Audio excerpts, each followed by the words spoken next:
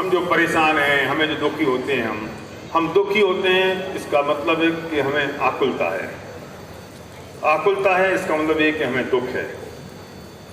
हमें दुख होता है तो हम परेशान हो जाते हैं। आकुलता का मतलब परेशानी है, आकुलता का मतलब दुख है, आकुलता का मतलब टू हाई, थोड़ा सा लो करो मॉनिटर। तो जो दुख है उसका कारण क्या है? सिर्फ एक ही कारण है कि जैसा मैं चाहता हूं वैसा होता नहीं है, और जो होता है वैसा मैं चाहता नहीं हूं, और हम दुखी हो जाते हैं।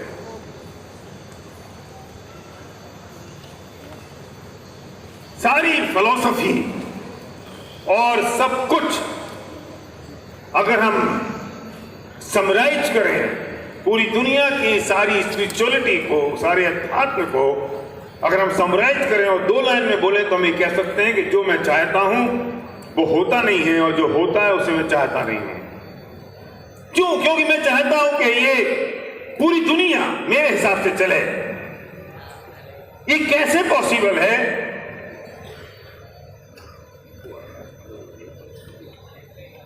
ये कैसे पॉसिबल है कि पूरी दुनिया मेरे हिसाब से चले?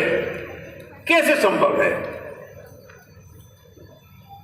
क्यों? क्योंकि पूरी दुनिया में जितने लोग हैं, लोग नहीं, सिर्फ जीव नहीं, अजीब भी, जीव जंतु नहीं अकेले, ये पत्थर और मिट्टी भी, हर कण कण भी तो अपने हिसाब से चलाना चाहता है।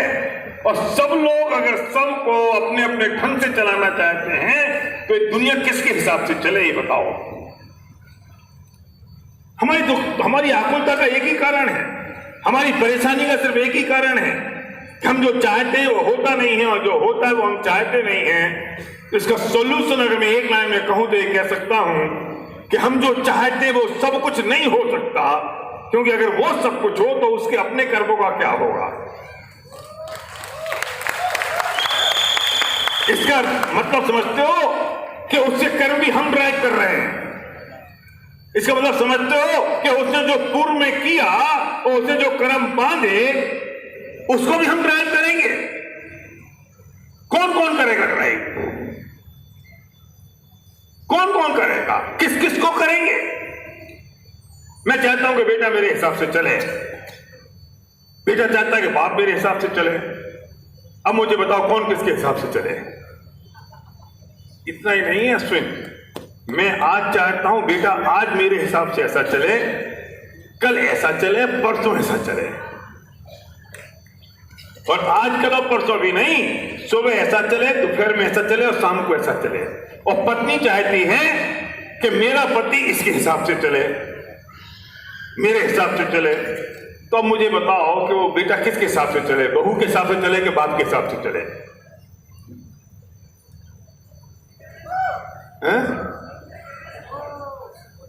अनूप जी कह रहे समझ में आ गया? अभी रुको, भी बहुत समझाऊंगा, अभी समय है मेरे पास 1 घंटा। सास ये कहती है कि बहू मेरे हिसाब से चले, और बहू ये चाहती है कि ये जो सास है ना, ये जब बहू थी वैसी चले। और ससुर ये चाहता है कि दोनों मेरे हिसाब से चले, और लड़का ये चाहता है कि मेरे हिसाब से चले, और नंदे चाहती कि मेरे हिसाब से चले। वो जो बेचारी बहू अभी आई है, जैसे कल वो ममता बहन ने बोला था ना 5 साल चुपचाप रह जाओ, वो किसके हिसाब से चले वो बहू? ये सवाल घर का नहीं है, परिवार का नहीं है, एक व्यक्ति का नहीं है, ये पूरे विश्व का है। तो थक हार के फिर ब्रह्मा जी ने कहा कि सब अपने अपने हिसाब से चलो।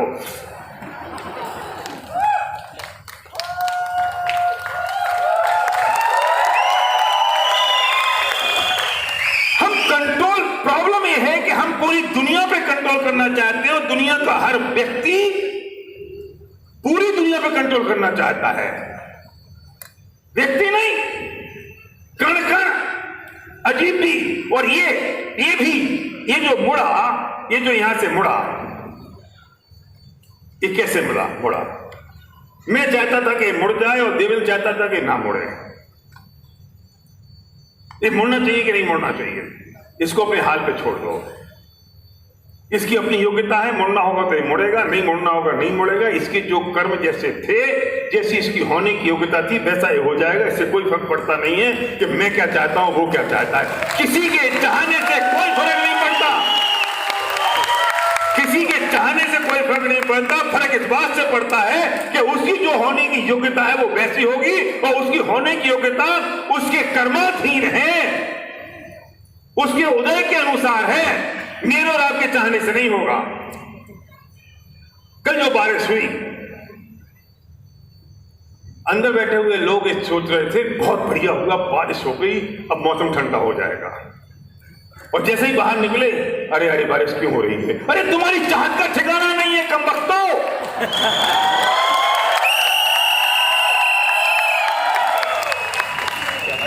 अगर प्रकृति तुम्हारी चाहत के हिसाब से काम करे राजन, तो वो कंफ्यूज है। अकेले एक व्यक्ति की चाहत के हिसाब से काम करे तो भी हो नहीं सकता, पर यह तो अनंत है। तुम आधा घंटे पहले चाहते हो बारिश हो जाए, फिर तुम आधा घंटे बाद चाहते हो कि नहीं हो।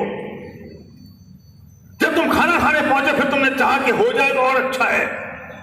फिर तुम घर जाने के तैयार हुए तो नहीं हो तो अच्छा है। तुम अपने होटल में पहुंच गए तो और होती रहे रात भर तो अच्छा है। सुबह 7 बजे उठे तो बंद हो जाए तो अच्छा। अरे वाह रे वाह, तूने पूरी दुनिया को कठपुतली बना रखा है।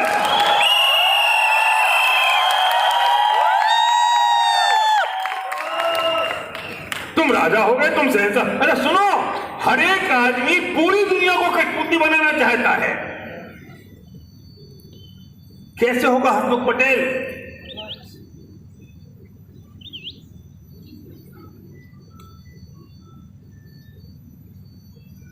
तुम रोज सुबह सोचते हो कि तुम्हारा पेट साफ हो जाए, एक दिन ज्यादा हो गया, अब तुम सोचते हो क्यों हो गया। कहां कंट्रोल करोगे series? We want to control each and everything at every moment. ज्यादा हो जाएगा तो तुमको तकलीफ है कि अरे इतना ज्यादा क्यों हो गया। अब गोली खाओ कब्ज की, जब कब्ज हो जाएगा तो फिर लूज मोशन की दवाई खाओ। बाप रे बाप, तुम्हारी चाहत का ठिकाना है? सिंह साहब बताओ मुझे, कोई ठिकाना है? नहीं। लड़की की शादी हो जाए, लड़की की शादी हो जाए, कब हो जाए? अभी नहीं, अभी नहीं, अभी नहीं। 22 की हो गई नहीं, 23 की हो गई नहीं, 24 की हो गई नहीं, अब हो सकती है, अब 26 की हो गई नहीं, 27 की हो गई, तुरंत चाहिए। 28 की हो गई, क्यों नहीं हो रही है? 30 की हो गई, रात की नींद हराम हो गई। अरे क्यों? तेरे हिसाब से पूरी दुनिया चले। अरे जिस लड़की की शादी होनी है, वो जब लड़का पैदा होगा, उस लड़की के जब निश्चित है उसके कर्मों के अनुसार, तब तो वो संबंध आएगा। हम कंट्रोल करना चाहते हैं पूरी दुनिया को, और हमारी तकलीफ का कारण यही है कि हम जो चाहते हैं वो होता नहीं है, और जो होता है उसे हम चाहते नहीं हैं। इसका एक ही सॉल्यूशन है कि जो हो रहा है वो अपनी अपनी योग्यता के हिसाब से हो रहा है, तुम उसे चाहने लगो। नहीं यही समझ में बात, लीला समझ में आ रही है बात? जो हो रहा है वो अपनी अपनी योग्यता से हो रहा है, अपने अपनी परिणति से हो रहा है। किसी का कोई कंट्रोल नहीं है, वो प्रकृति के नियम के अनुसार हो रहा है, और जो हो रहा है तुम उसे चाहने लगो। इस धरती पे तुम्हें कोई दुखी करने वाला पैदा नहीं होगा।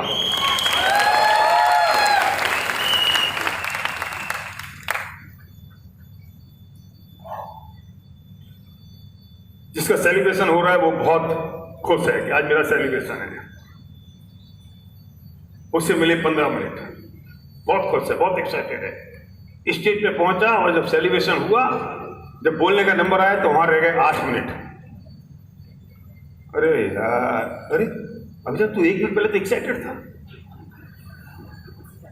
8 मिनट ही रह गए, अब तो दुखी हो गया। लेकिन जो सबसे पीछे वाला आदमी है वो इतना खुश हो रहा है कि वाह, इसे 8 मिनट बोलने को मिले स्टेज पर। 8 मिनट में दुख है कि तेरी सोच में दुख है?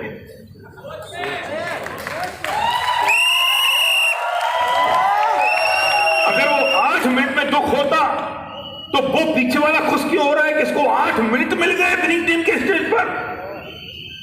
ना 8 मिनट में दुख है, ना 8 मिनट में सुख है।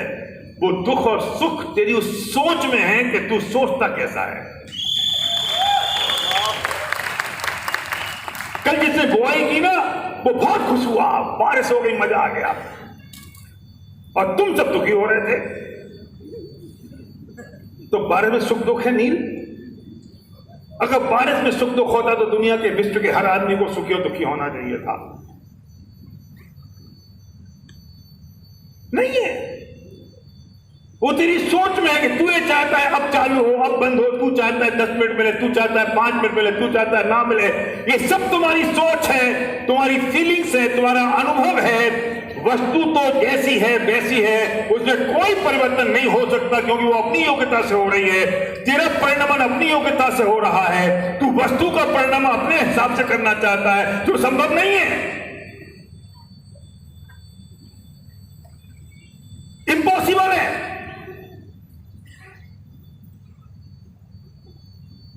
पच्चीस साल का लड़का अगर चला जाए तो हम दुखी होते हैं, और 95 साल का बुढ़ा अगर ना जाए तो हम दुखी होते हैं। अभी मरता क्यों नहीं है? 95 ईयर ओल्ड हो गए हैं, अब जाना तो इनको है, पता नहीं भगवान कब बुला ले, और इनको बहुत तकलीफ है, चले जाएं कोई ठीक है। तो जाने में सुखी है कि दुख हो? तो जो 25 साल का लड़का मरा तब परेशान क्यों हो रहे हो? नहीं, वो मरना भी चाहिए मेरे हिसाब से। मैं जब जाऊं तब मरे, मैं जब जाऊं तब जिंदा रहे, मैं जब जाऊं तब ठीक रहे तबीयत, तेरे हिसाब से होगा। अरे वो जो 25 साल वाला मर गया ना, उसको जिस गति में जाना था वो जगह खाली हो गई है, और ये 95 साल वाले को जहां जाना है वो भी जगह खाली नहीं हुई है।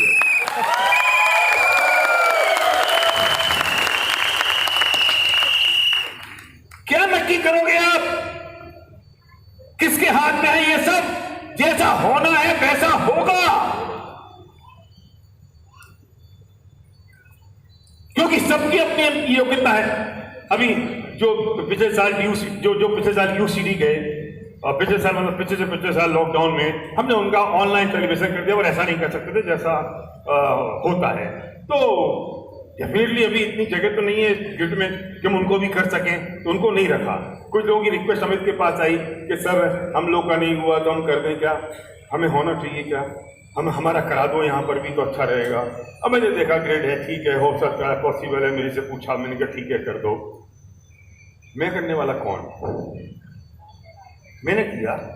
सुनो, उनके कर्म उनने इतने अच्छे बांधे थे कि हजारों लोगों के बीच में उनका सेलिब्रेशन दोबारा होना निश्चित था। मैं कौन? आप कौन? भाई साहब, मैंने कहा ना इसलिए हो गया। सुन, वो तेरा जो कहना है ना, वो सिर्फ निमित्त था, निश्चित तो अनादिकाल पहले से हो गया था कि निश्चित सेलिब्रेशन होगा तेरा। क्योंकि वो कर्म तो तूने पहले बांधे थे ना, अभी थोड़ी बांध लिए एक दिन में। ये कर्म तो पहले दिन बंधे हुए थे, निश्चित तो था कि इस स्टेज पे सेलिब्रेशन होगा। और हमारा मना करने वाले हम कौन, और हाँ करने वाले हम कौन? ये तो निश्चित था, हमको पता नहीं था। तुम्हारे कहने का निमित्त हुआ, उनके हाँ कहने का निमित्त हुआ, और तुम्हारा सेलिब्रेशन हो गया। अब कोई इसमें दुखी हो जाए, अरे यार मेरा क्यों नहीं हुआ, कुछ में खुश हो जाए, अपने कहने पे हो गया। अरे तेरे किसी के कहने पे कुछ नहीं हुआ, वो कण कण निश्चित था कि इस स्टेज पे इस जगह ये वाली पन्नी तुम्हारे सिर के ऊपर गिरेगी, और ये वाली पन्नी इसके सिर के ऊपर गिरेगी, ये निश्चित था। भगवान के ज्ञान में आ गया था। मैं और तुम नक्की करने वाले कौन होते हैं, तो क्या करें? कुछ मत करो, तमाशगीर बन के देखते रहो। जो हो रहा है उसे साक्षी भाव से जानो और देखो, बस। हमारा काम साक्षी भाव से देखने का है, हमारा काम एक्सेप्ट एज इट इज करने का है। जो हो रहा है उसे स्वीकार कर लो, धरती में कोई तुम्हें दुखी नहीं कर पाएगा। जो हो रहा है उसे जान लो और देख लो, कौन दुखी करेगा? बहुत बढ़िया परिभाषा बताता हूं मैं। हम ये तो जानते हैं कि एक पुण्य होता है और एक पाप होता है।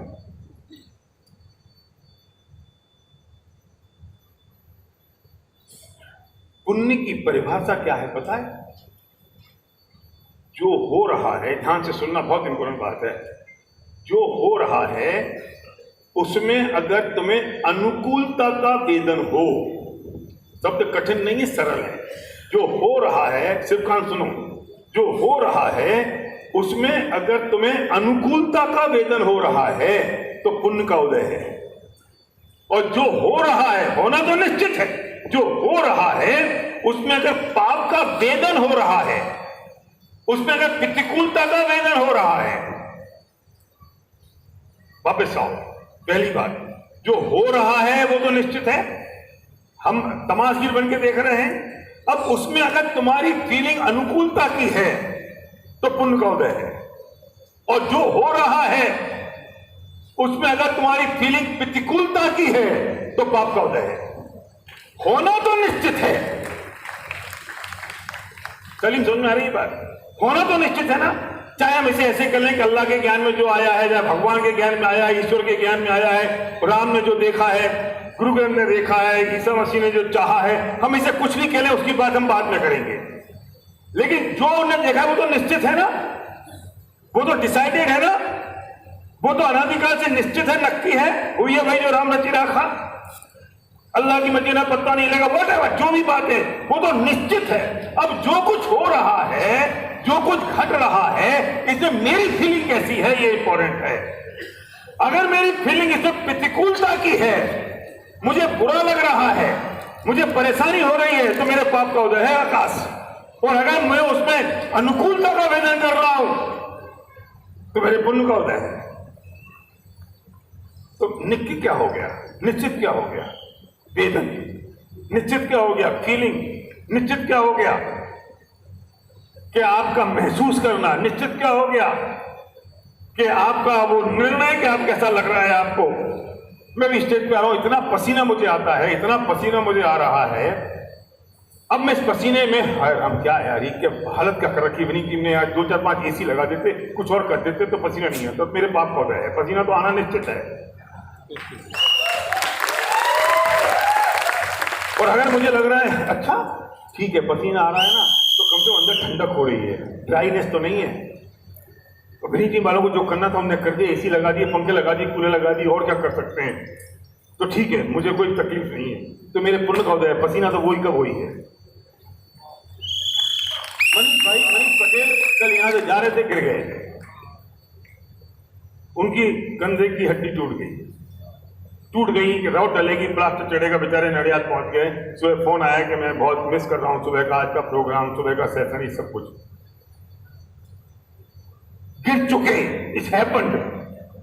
अब उनके पुण्य का उदय है कि पाप का उदय है? आप छूटते ही क्या बोलोगे, अरे गिर गए तो पाप का उदय है? नहीं, सुनो, इंपॉर्टेंट गिरना नहीं है, इंपॉर्टेंट है कि गिरने के बाद उनकी फीलिंग कैसी है। समझ आ रही है बात? अगर वो गिरने के बाद ही महसूस कर रहे हैं हाय राम मैं गिर गया यार, क्या बारिश हो गई, क्या टूट गया, मेरा क्या होगा, मैं निपट गया, हाय राम, महापाप का उदय है। और वो कहें अच्छा कोई बात नहीं, हड्डी तो टूटी है, चलो यार आराम करने का मौका मिल जाएगा, हड्डी तो टूट चुकी, बहुत दिन से थक गए थे, अब रेस्ट होने का टाइम मिल गया, तो कोई टूटने की हड्डी पुण्य का उदय होगी।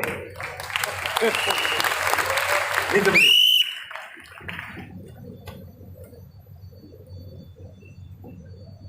पत्नी है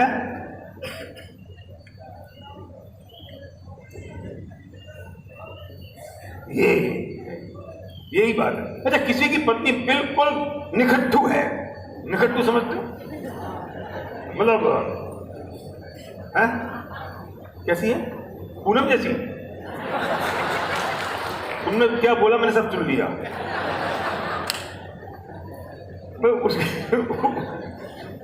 अब आकाश सोबत चेंज करने वाला है, पक्की बात है। उसकी पत्नी बिल्कुल निखट्टू है, रोज लड़ती है, सुबह से शाम आंख खुलती है, पहले लड़ना शुरू, झगड़ना शुरू, फलाना शुरू, और बेचारा आज ही चुपचाप बैठा रहता है। अभी आदमी के पुण्य का उदय है कि पाप का उदय? महेश,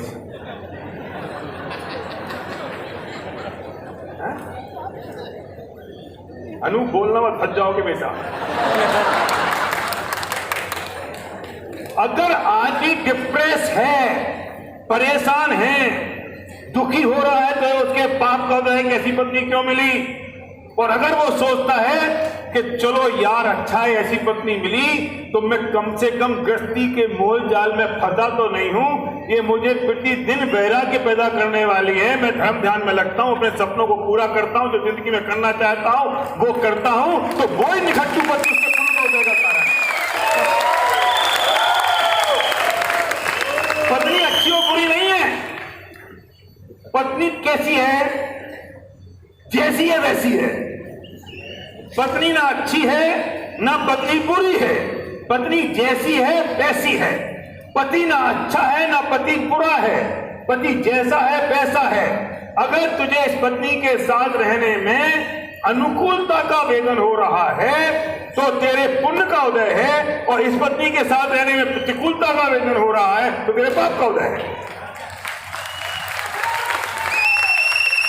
अब एक पत्नी बहुत अच्छी है, रोज उठते ही सुबह ना पानी का गिलास देती है, चाय देती है, प्यार करती है, लड़े आती है ना। और क्या करोगे आज, क्या खाओगे, कहां जाओगे, क्या करोगे? अच्छा तुम तो बहुत स्मार्ट लग रहे हो। तो ये पता है क्या कहता है? अरे यार तुम रोज चैटती क्यों इतना ज्यादा? अरे छोड़ना यार, ठीक है यार, चल रख दे गिलास, मैं चाय पी लूंगा अपना। वो कहती मेरे जाने मन में तो बहुत दिल से, छोड़ना यार, क्या दिल से प्यार करती है, छोड़। अब ये पत्नी अच्छी है कि बुरी है? जैसी है वैसी है। फिर मुझे समझ में आ रही है? अरे पत्नी कैसी है वैसी है। इस आदमी के पाप का उदय है जो ऐसी पत्नी को भी बुरा समझ रहा है। समझ में आ रही है? कुछ पत्नी ज्यादा प्यार करती हैं, वो अपना प्यार उड़ेल देती हैं। अरे यार एक चमकती फिरती है यार, तेरे पाप का उदय है मूर्ख। वो जैसी है वैसी है। हम यहाँ पे बैठे होते हैं, आप इतने सारे लोग फोटोग्राफ के लिए आते हो, ऑटोग्राफ के लिए आते हो। मुझे कई बार मना करना पड़ता है, कई बार हाथ जोड़ने पड़ते हैं, कई बार पीछे भागना पड़ता है, मुझे अच्छा नहीं लगता है। लेकिन फिर भी आप आ रहे हो और मैं अरे यार ये लोग कितने पीछे पड़ते हैं यार, ये क्या फोटोग्राफ लेते रहते हैं। मेरे पाप का उदय है और मेरे को वाह लोग मुझे कितना प्यार करते हैं, लाइन लग रही है फोटोग्राफ लेने की। तो मेरे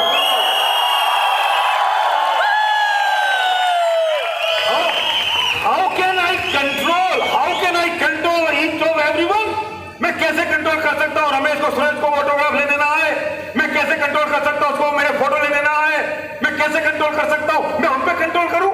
मैं चाहता हूं अच्छा जिस दिन एक नहीं आता, तुम पता है जो फिल्म स्टार है ना, इनको तुम एयरपोर्ट पे तुम जाओगे तो तुमको दुत्कारेंगे, और एक दिन जिस दिन नहीं मिलेगा ना उस दिन डिप्रेशन में लेके मर जाएंगे।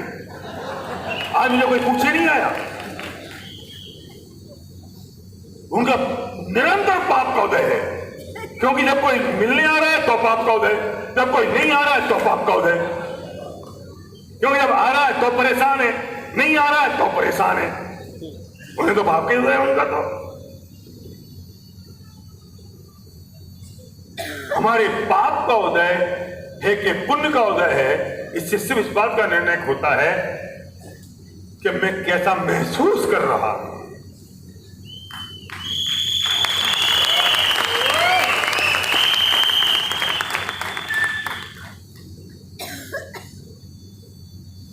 मैं दो लोगों से मिला, दोनों बुजुर्ग थे, दोनों के बच्चे विदेश में थे। एक से मैंने मिला, बच्चे विदेश में हैं, हाँ चले गए, अब हम बुढ़ा बुढ़िया अकेले यहाँ पर हैं और अब क्या करें।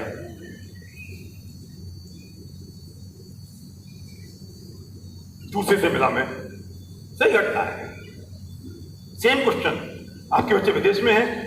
हाँ विदेश में हैं। फिर हमारे पास फ्रीडम है, हम पूरी जिंदगी जो नहीं कर पाए हम कर रहे हैं। हम घूम रहे हैं, फिर रहे हैं, एंजॉय कर रहे हैं, पार्टी कर रहे हैं। बच्चे होते, फिर पोते होते, फिर पोतियां होती, फिर उनकी टट्टी पेशाब साफ करते रहते, फिर घूमने जाते, हम उनकी आया बने रहते। अच्छा वे विदेश चले गए, हम अब दोनों पति पत्नी आराम से एंजॉय कर रहे हैं। सिचुएशन तो सिचुएशन है, परिस्थिति तो परिस्थिति है, वो ना अच्छी है ना बुरी है। उस परिस्थिति में तू कैसा महसूस कर रहा है, उस महसूस से होता है, उस वेदन से, उसकी फीलिंग से ये पता चलता है कि तेरे पाप का उदय कि तेरे पुण्य का उदय है। उषा जी ये जो मयूर है ना, ये ऐसा है, ये पुण्य का उदय है। क्यों बताएं? अगर ये ऐसा नहीं होता तो आप यहां नहीं होती।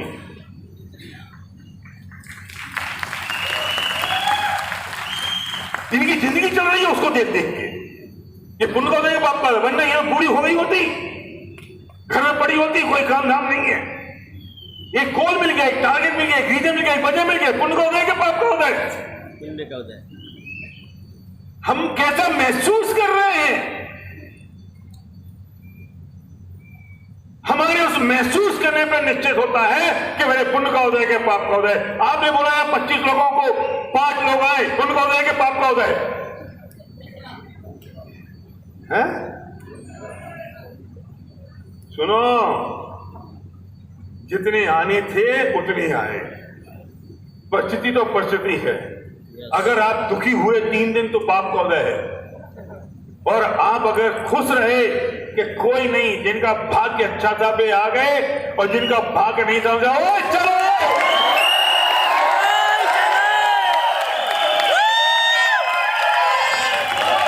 आपके पुण्य का उदय। मेरे में एनर्जी आ गई। अगर 25 आ जाते तो मैं क्या करता फिरता, मैं एंजॉय करता। अब मुझे और ताकत मिल गई, अब मैं दिल्ली में और जोर लगाऊंगा। मेरे में एनर्जी आ गई, मेरे में फायर आ गई, एक बार और ये पुण्य का उदय हो गया। परिस्थिति तो परिस्थिति है, परिस्थिति चेंज नहीं कर सकता कोई भी। We can not change situation. क्यों नहीं कर सकते? क्योंकि उस सिचुएशन की अपनी योग्यता अलग है। मैं अगर उस योग्यता में इंटरफेरेंस करूंगा तो वो मेरे में करेगा, फिर कौन किस किस में करेगा, कौन किस चीज को ठीक करेगा, ये मैसेज हो जाएगा। पॉसिबल ही नहीं है डॉक्टर। तो क्या करें? सब अपनी अपनी योग्यता से हो रहा है, उसे होने दो, बहने दो। इस परिस्थितियों को बहने दो। जैसे एक नदी में लकड़ी का तिनका बहता है, वो बहता रहता है, अपने आप को छोड़ देता है, वो प्रयत्न नहीं करता है, नदी के बहाव के साथ चलता जाता है। वो ना डूबता है ना खत्म होता है। डूबते वो हैं जो नदी के बहाव के विपरीत जाने की कोशिश करते हैं।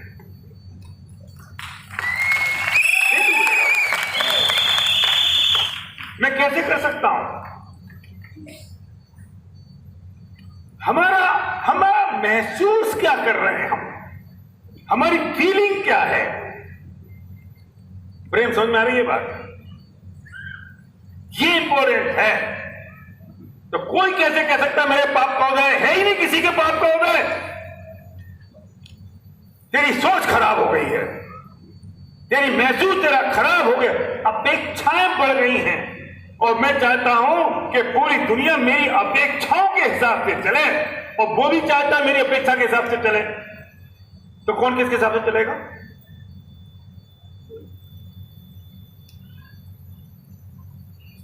मैंने पहले ही एग्जांपल दिया है, मैं दोबारा देता हूं। एक किसान की 2 बेटियां थीं, और एक कुमार के घर ब्याही गई, एक किसान के घर ब्याही गई। और वो पिताजी को फोन करती है, कुमार की बेटी के पिताजी जरा भगवान से प्रार्थना करना कि ये जो इस बार बारिश थोड़ी सी कम हो, क्योंकि पिछली बार बहुत हुई थी तो मेरे घरे नहीं बन पाए।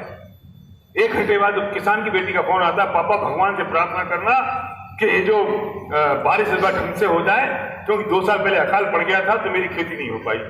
मैं पूछता हूं वो बाप किस लिए प्रार्थना करे कि बेटा सुन, ना मेरी प्रार्थना करने से बारिश आएगी, ना प्रार्थना करने से बारिश रुकेगी। बारिश तो बारिश का काम करेगी। ये तुझे निश्चित करना है कि तुझे अनुकूलता का वेदन होता है कि प्रतिकूलता का वेदन। अगर अनुकूलता का होता है तेरे पुण्य का उदय है, और प्रतिकूलता का होता है तेरे पाप का उदय है। हम कौन हैं? हम साक्षी भाव से चीजों को जानने और देखने वाले हैं। बस मेरे पास साक्षी भाव है, मैं सिर्फ जानता हूं, देखता हूं, इसके अलावा मेरे पास कोई काम नहीं है। मैं तमाशगीर हूं। एक पिक्चर चल रही है, मैं थिएटर में जाके बैठ गया हूं, और जो चल रहा है मैं उसमें हंस रहा हूं तो मेरे पुण्य का उदय है, मैं उसमें रो रहा हूं तो मेरे पाप का उदय है। तो उस रील में कुछ चेंज कर सकते हो? सनी उस रील में बदल सकते हो? सुनो, अब तो उस पिक्चर को जिस डायरेक्टर ने बनाया है ना, वो भी कोई परिवर्तन नहीं कर सकता। वो 7वें नंबर की रील को पहले नंबर पर नहीं ला सकता महावीर सिंह जी, और पहले नंबर की रील को 7वें नंबर पर नहीं ले जा सकता। अब वो भी अगर बैठेगा तो चुपचाप देखता रहेगा कि क्या हो रहा है। कुछ जान लो और देख लो। अच्छा, ये विलेन ने लड़की को पकड़ लिया, जान लो देख लो, उठा के ले गया, तमाशगीर बन के देखते रहो, ये प्यार हो गया, जानते रहो देखते रहो। What you can do? साक्षी भाव से, डिटैचमेंट के साथ, लॉ ऑफ डिटैचमेंट, मूल्यांकन के बिना हम मूल्यांकन करते हैं। हमारे पास दो चीजों का मूल्यांकन, ये बात मैं वो कहने जा रहा हूं जो मैंने अमेरिका में कही अभी, हम दो चीजों का मूल्यांकन कर रहे हैं। कोई भी चीज देखिए ये अच्छा है या बुरा है, और दूसरा मूल्यांकन करेंगे ये अपना है या पराया है।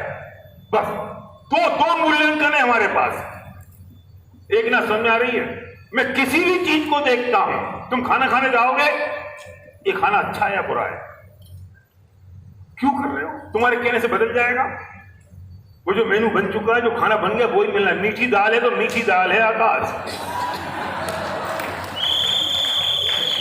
चेंज हो सकती है कि चरण मीठी है, अब बेटा तुम्हें अगर तकलीफ हो रही है तो पाप को दे, दाल तो दाल है, और तुम्हें अगर प्रसन्नता हो रही, वाह इतने दिन तक तीखी खा रहे थे, आज मीठी खाने को मिली तो पुण्य को दे।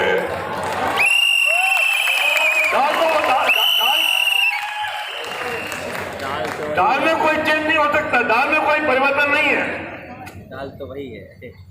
अब देखो एक कॉफी रखी थी, मैंने मंगाई थी, मैं भूल गया, इस कॉफी की योग्यता नहीं थी मेरे पेट में जाए। मेरे मंगाने से क्या होता है, मैं तो एक ऑर्डर किया है, मुझे कॉफी चाहिए, मैं पी नहीं पाया, अभी मैं बहुत फंसा हुआ था तो चलो अल्लाह के रख दी, लेकिन इस कॉफी की मेरे मुंह में जाने की योग्यता नहीं थी। आने के बाद, मंगाने के बाद, रखी रहने के बाद भी नहीं पी गई, तो मेरे पुण्य का उदय के पाप का उदय। अब इतना से ही फर्क होता कि मैं बोलता हूं वहां नहीं आती, मैंने मंगाई थी तुम लोगों लेके नहीं आए, मेरे इतने पाप का उदय, मैं परेशान हो रहा हूं, मैं कभी बोल रहा हूं, अरे सुन वो तेरे पेट में जानी नहीं थी, आ जाती तो भी नहीं जाती, और नहीं आई तो भी नहीं जानी। तुम किस बात के लिए परेशान हो रहे हो? और ये भी पता नहीं था इस कॉफी को कि मैं इतने सारे लोगों के बीच में इसका उदाहरण दूंगा। मैं लेने गया था, पेपर नीम की दिख गई कॉफी, ये मेरे हाथ में था देना, ये मेरे हाथ में था अश्विन बोलना, ये मेरे हाथ में था मैं करूंगा क्या, हमें नहीं पता, ये तो निश्चित था। हम जबरदस्ती अपनी चीज घुसेड़ देते हैं, अपने आप का मूल्यांकन करने लगते हैं, और फिर हमें नक्की करते हैं कि हम दुखी हैं कि सुखी हैं। और मूल्यांकन करने पर हमें पता चलता है कि अच्छा है या बुरा है, मूल्यांकन करने पर हमें पता चलता है कि सही है या गलत है। हम सिर्फ इस मूल्यांकन को अगर बंद कर दें तो हमारा काम हो जाए। एक बार एक नाटक चल रहा था, और मूल्यांकन के साथ साथ हस्तक्षेप बहुत इंपॉर्टेंट बात है। हस्तक्षेप की बात जो हम करते हैं ना, ये हम हस्तक्षेप कर रहे हैं। बारिश हो ना हो, पत्नी अच्छी है बुरी है, सिचुएशन अच्छी है खराब है, ये हम हस्तक्षेप करने की कोशिश कर रहे हैं। हस्तक्षेप को क्या कहेंगे? इंटरफेरेंस। और इंटरफेरेंस करते हैं मंजूषा जी, इसलिए दुखी होते हैं। इंटरफेरेंस बंद कर दें, सिर्फ तमाशगीर बन के देखें। तमाशगीर समझते हो? मदारी का खेल होता है, तो मदारी बंदर बंदरिया का खेल दिखाता है सड़क के चौराहे पे, मकरंद, और हम सब खड़े होकर देखते हैं। वो कहता बंदरिया उधर जा, बंदरिया इधर आ, बंदरिया टोपी ला, बंदरिया, हम सब खड़े रहते हैं देखते हैं। हम कुछ करते हैं? हम तमाशगीर हैं, जो हो रहा है उसे देख रहे हैं और जान रहे हैं। हमारा काम तमाशगीर बन के देखने का है, लेकिन हम बन गए हैं मदारी। हम मदारी बन गए हैं। हम हर चीजों को अपने हिसाब से चलाना चाहते हैं। वो बंदारी वेद, वो बंदरिया भी उस मदारी के हिसाब से चलती नहीं है। वो कहता है ए टोपी पहन, वो पहनती नहीं है। फिर क्या कहता है? रूठ गई है इसलिए नहीं पहन रही है। और जब वो पहन लेती है तो कहता है मेरे इंस्ट्रक्शन फॉलो किए ना उसने। हम भी ऐसे हो गए हैं मदारी, जो हो जाता है हम कहते हैं कि इस पूरी दुनिया ने मेरे इंस्ट्रक्शन फॉलो किए, और जो नहीं होता है हम कहते हैं सब रूठ गए हैं मेरे से।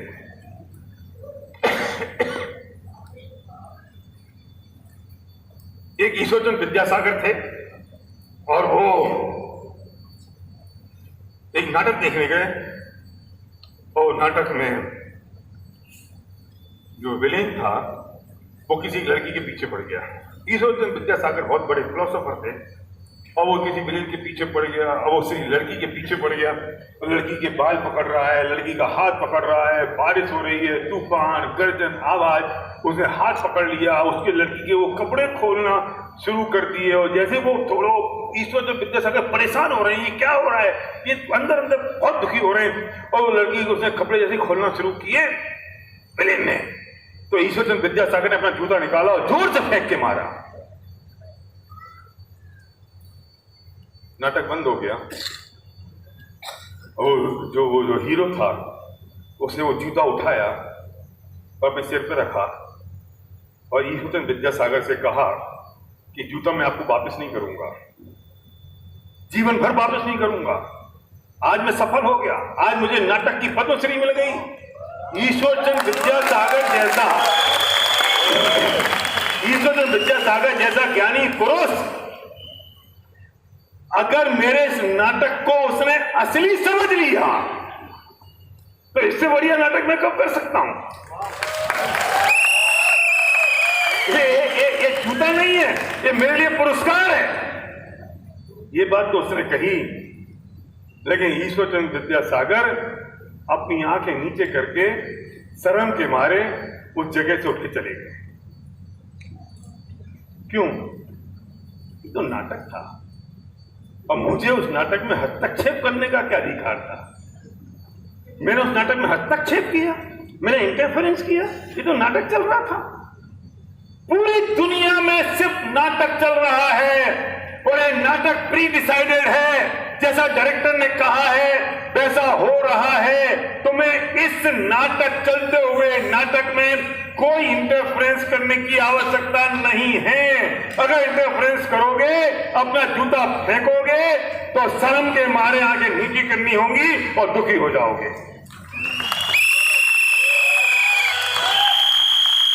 हमारे इंटरफेरेंस करने से कुछ होता नहीं है। सहज हो जाओ, साक्षी भाव में रहो, तटस्थ हो जाओ, चीजों को जानो और देखो, तमाशगीर बन के, मदारी बन के नहीं। इस धरती पे कोई तुम्हें दुखी करने वाला नहीं होगा।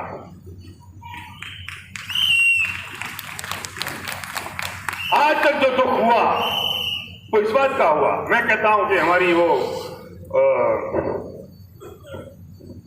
ये ना पीछे आपके बगल में उषा जी क्या बैठी हैं, दलजीत के पति चले गए। दलजीत बहुत दुखी हो रही है, कल स्टेज पे आई। दलजीत के हाथ में रोकना था? नहीं। रुक सकते थे, कंट्रोल कर सकते थे। फिर अब दलजीत का काम क्या है? तमाशगीर बन के देखे, वे जा चुके। अब इसमें अगर वो अगले 10 साल तक रोती रहे तो इनके पति का जाना इनके लिए पाप का उदय है।